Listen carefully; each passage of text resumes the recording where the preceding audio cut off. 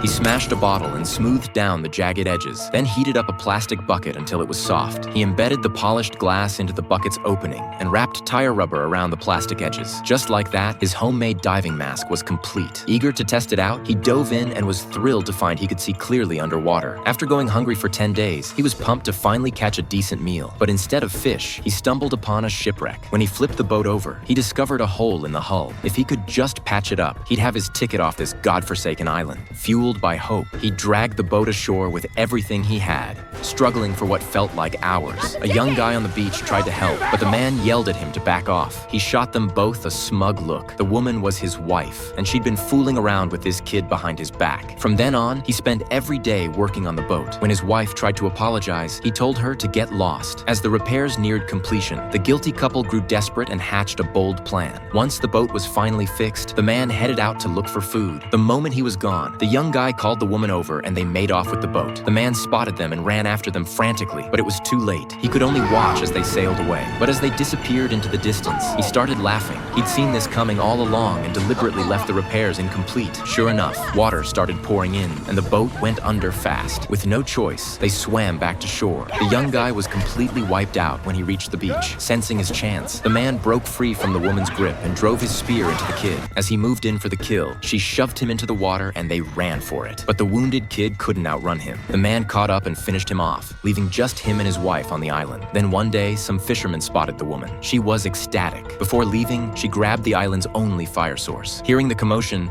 the man peeked out and saw everything. He started celebrating. Finally, rescue. But she had no intention of bringing him along. She kept glancing back nervously, making sure the fisherman didn't notice anything. Then she pulled out a lighter, flashing an evil grin. The man stood frozen. He was trapped there forever.